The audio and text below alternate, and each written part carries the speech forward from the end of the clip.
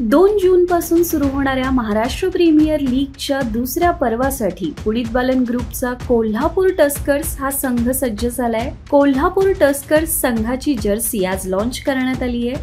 तसेच यावेळी संघ मालक पुणित बालन यांनी उपकर्णधार म्हणून श्रीकांत मुंडे यांच्या नावाची देखील घोषणा केली आहे। पुणित बालन ग्रुपचे अध्यक्ष आणि संघ मालक पुणित बालन, भारतीय क्रिकेटपटू, आंतरराष्ट्रीय खेळाडू आणि संघाचे कर्णधार केदार जाधव, उपकर्णधार श्रीकांत मुंडे यांच्या उपस्थितीत हा अनावरणाचा कार्यक्रम पार पडलाय। दरम्यान मेहनत आणि एकाग्रता या बळावरच तुम्ही तुमचं उद्दिष्ट साध्य करू शकाल। या सीझन मधील प्रत्येक मॅच खेळताना ती अंतिमच आहे असं समजून प्रत्येकाने खेळलं पाहिजे, अशा भावना संघ मालक पुणित बालन यांनी व्यक्त केल्या। आनंद आहे की MPL ची सीझन 2 ची सुरुवात 2 जूनला आणि लास्ट इयरची जी फायनलिस्ट होती ती रत्नागिरी जेट्स आणि आमची टीम कोल्हापूर टस्कर्स यांच्यामध्ये आहे।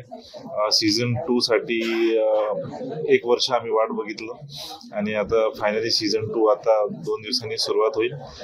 नक्की 2 चांगले आपल्याकडे जे कर्णधार केदार जाधव आणि व्हाईस कॅप्टन श्रीकांत आहेत, यांच्या गायडन्सनी कोल्हापूर टस्कर्सची टीम चांगली परफॉर्म करेल। मी अपेक्षा ठेवेल ह्या दोघांकडनं आणि पूर्ण टीमकडनं की फायनलपर्यंत ते टीमला घेऊन जातील। मी म्हणणार नाही की फायनल जिंकावी, कारण ते जिंक्स होतं।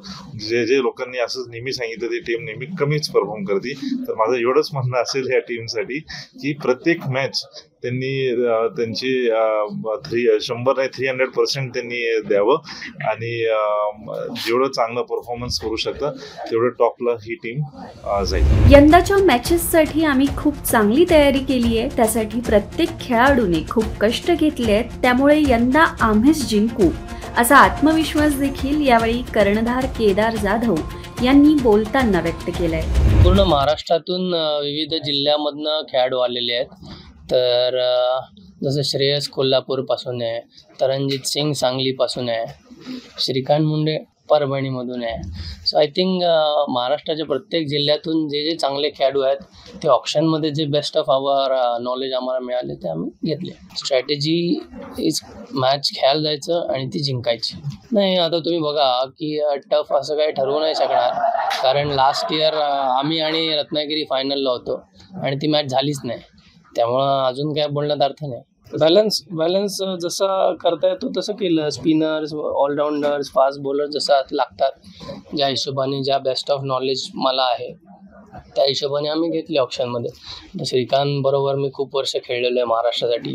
प्रेशर सिच्युएशनमध्ये जर का एखादा खेळाडू खेळू शकतो बॅट, बॉल आणि फिल्डिंग, तर आय थिंक श्रीकांत तो नक्कीच आहे आणि म्हणून आम्ही त्याच्यावर फुल फ्लेज गेलो होतो ऑप्शनमध्ये आणि we are happy and satisfied that we got him आणि he has been in great Touchwood.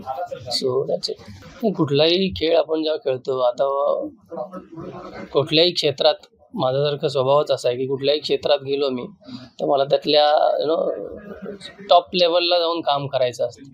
तर आय थिंक क्रिकेटमध्ये पण तसंच, जर का आपण आता MPL खेळतोय तर MPLची टॉप लेवल इज फायनल जिंकणं। सो आय थिंक आम्हाला नक्कीच प्रयत्न असतील आमचे की तिथपर्यंत कसं पोचायचं याचा शोध करणं।